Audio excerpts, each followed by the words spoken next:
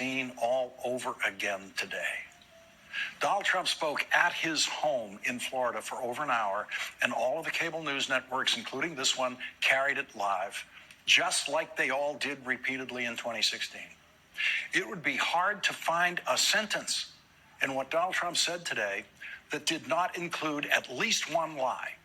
Some of the networks tried to play catch-up with fact-checking after Donald Trump finished speaking, but that, of course, is way too late and utterly useless. No network even attempted to fact-check every lie Donald Trump told. Every network has the capacity, especially with these wide screens we now have at home, to run a live scroll at the side of the screen, fact-checking many of Donald Trump's lies. Not all of them, that would be impossible, but many of them, as he speaks.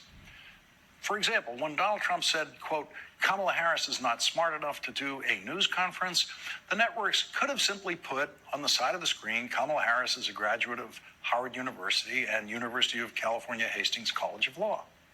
Of course, Donald Trump proved once again today that he is not smart enough to do a news conference by saying something that was provably false in every response he gave to every single question.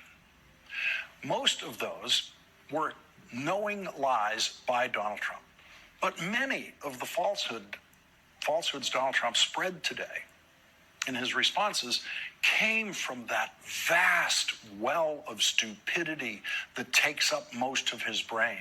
The stupidest person who has ever won a nomination for president stood there in front of reporters and said his opponent isn't smart enough to do what he was failing at right in front of those reporters.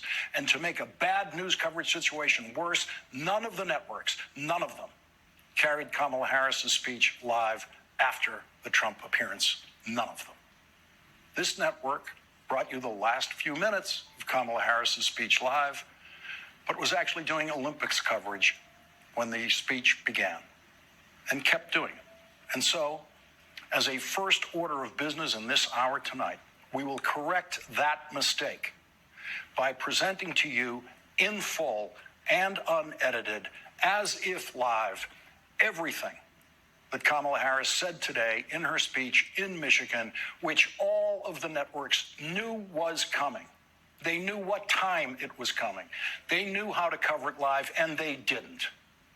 After giving Donald Trump more than an hour of live coverage on all of their networks. It's 2016 all over again. The same mistakes are being made. I have never seen an industry slower at learning from its own stupid mistakes than the American news business. And you cannot expect them in the next 89 days to figure out what they haven't been able to figure out in 9 years, how to cover a Trump for president campaign. One of the Harris-Walz campaign slogans now is, we're not going back. But we just went back today. We went back 9 years in the press coverage of the campaign, the media coverage. Donald Trump gets credit from the people he lied to today for lying to them. Appreciate it. Reporters understandably and incorrectly believe that the most important thing a candidate can do is answer their questions. But they don't know what an answer actually is. Words spoken after their question marks are not necessarily answers and are never answers when they come from Donald Trump. There are rumblings in the news media now about Kamala Harris as a presidential candidate not doing what Donald Trump did today. Stand up in front of reporters and take their questions. And some of the tinier minds in the news media continue to give credit to Donald Trump for standing up and lying in response to every single question they ask. A lie is not an answer. Donald Trump never answers reporters' questions. Never. Anyone in the news media who tells you that Donald Trump has answered reporters' questions and Kamala Harris hasn't is lying to you.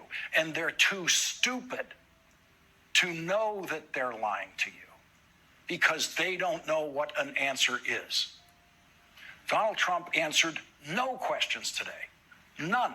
He stood up there in a room where he made sure the reporters' questions could not be heard by the TV audience. And so when he spoke, the TV audience had no idea what the question was. Most of the questions were terrible. The silliest possible questions you could ask, questions about campaign strategy. What a waste of a moment with a convicted felon former president to ask questions like that. Here's one question. Mr. President, can you tell us a bit more about your upcoming interview with Elon Musk? That was an actual question to Donald Trump today. Question. What do you think of Kamala Harris not picking Josh Shapiro as her VP? Most of the questions were wasted questions like that. And so Donald Trump could just ramble about anything that came to mind, including lying, of course, about the size of his crowds. And the biggest lie he now tells about the size of his crowds is the lie about which of his crowds was his biggest crowd. He now claims that the crowd that gathered to hear him try to overthrow the presidential election on January 6th was his biggest crowd ever. It wasn't. Investigations have estimated that that crowd was about 53,000 people. Today, Donald Trump said that the biggest crowd he's ever spoken to, that was it. He actually had a much bigger crowd on his inauguration day, but that was still a smaller crowd than Barack Obama's inauguration day. So he had to lie about that, too, at the time. Today, Donald Trump said that his January 6th speech attracted a bigger crowd than Martin Luther King Jr.'s I Have a Dream speech in Washington in 1963, the most famous speech ever delivered in Washington by someone who was not president of the United States. Martin Luther King's crowd was 5 times the size of Donald Trump's crowd on January 6th. I know it can sound almost tedious that I am fact-checking Donald Trump's crowd size lies today, but that's the way Donald Trump wants it to feel. He has been telling crowd-size lies for 9 years, and he wants to wear the news media down to the point where they just accept it. And he has won because no one in that room fought him on that in any way today or on anything else. Fight a single lie that he told in that room today. It was the tamest collection of reporters asking questions that you could ever see. Are they afraid of Donald Trump? Are they afraid of the Trump campaign banning them from opportunities to have Donald Trump lie to them in the future? Now, I'm not advocating that reporters be combative with Donald Trump or anyone. I don't see the need for that. I really don't, even with Donald Trump. But how can you be so tame and timid in the presence of Donald Trump when you do this? Why are you confusing the names of world leaders? Thank you, everyone. Thank you very much. I did not share classified information. I did not share it. With your ghostwriter. With my ghostwriter, I did not. Guarantee you did not. But the special counsel said it. Well, no, he did not say that. Okay. He did not say that. But, Mr. President, let me answer your question. The fact of the matter is, what I didn't want repeated, I didn't want him to know, and I didn't read it to him, was I had written a long memorandum to President Obama why we should not be in Afghanistan. And I was multiple pages. And so what I was referring to, I said classified. I should have said should be private because it was a contact between the president and the vice president as to what was going on. That's what it is referring to. It was not classified information in that document. That was not classified.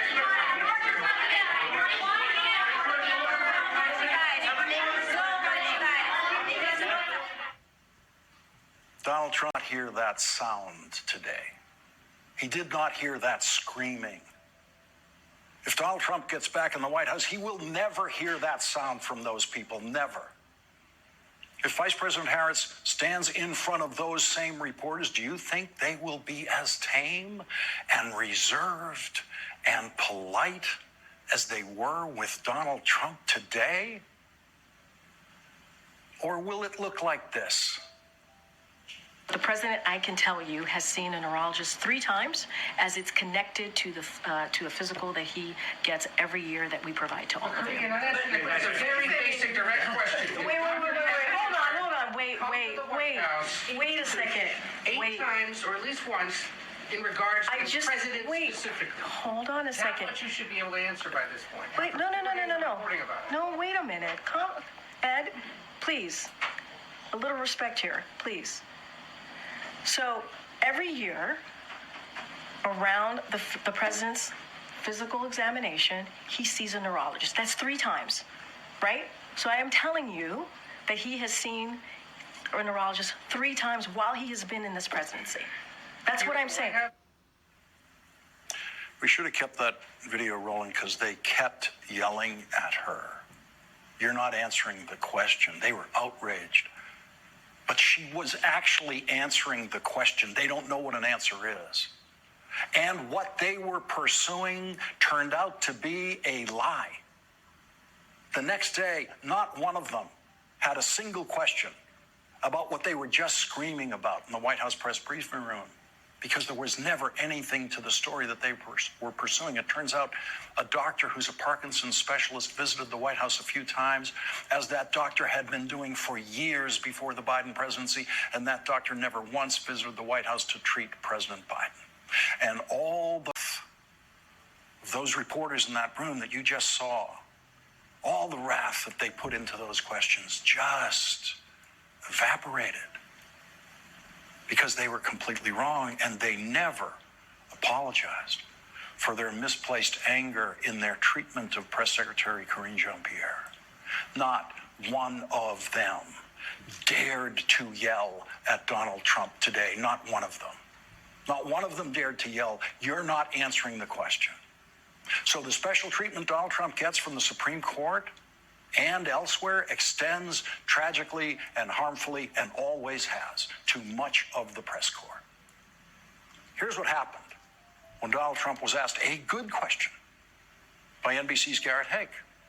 Question: would you direct the FDA to revoke access to mifepristone? Here is what Donald Trump said to that yes or no question, which, no matter how many times you read this answer, is not an answer. Trump: sure, you could do things that would supplement, absolutely. And those things are pretty open and humane. But you have to be able to have a vote. After all, all I want to do is give everybody a vote. And the votes are taking place right now as we speak. But it's there are many things on a humane basis that you can do outside of that, but you also have to give a vote. And the people are going to have to decide.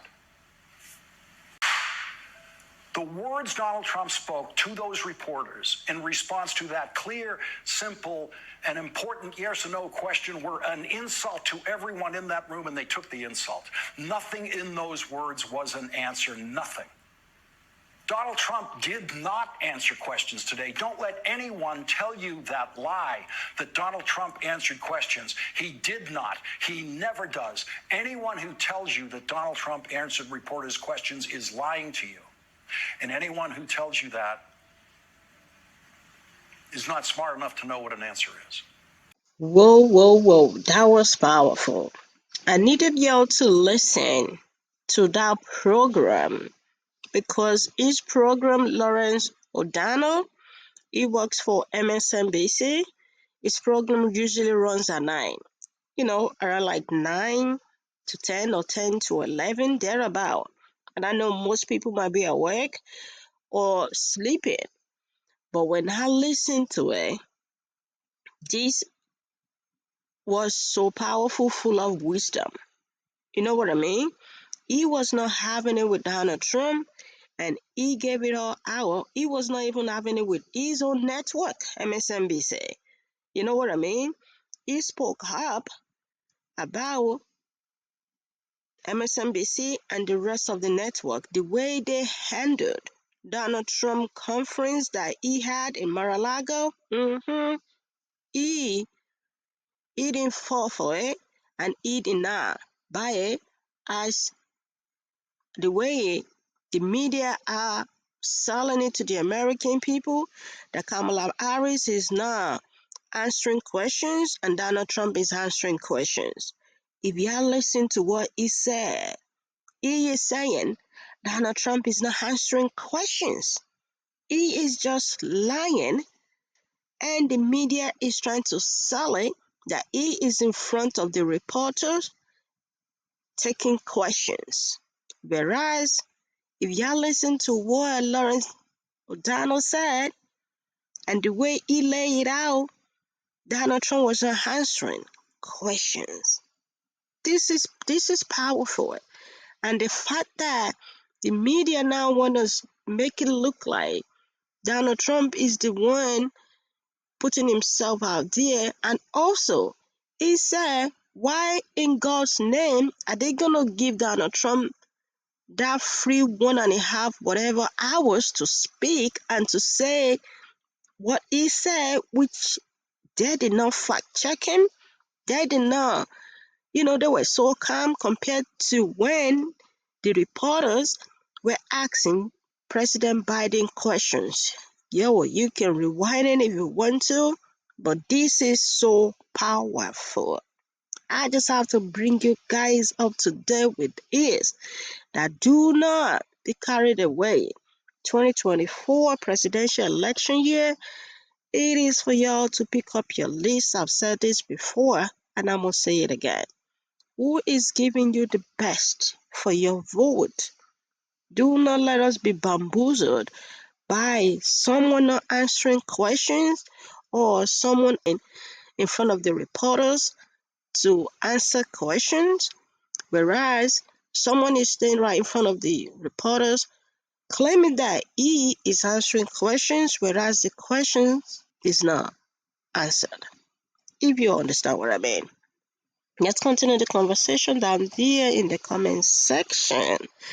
If you have the opportunity, go check out Lawrence O'Donnell on MSNBC. Y'all can find him on YouTube, and y'all can find him at night. It's around 9 to 10 or 10 to 11 p.m. thereabout.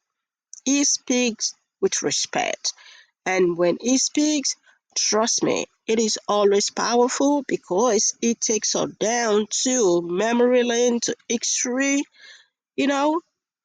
I'll catch up with you guys later. Stay focused. Thank you to all my return subscribers. If you haven't subscribed, please do not forget to subscribe, and I appreciate you. Bye for now.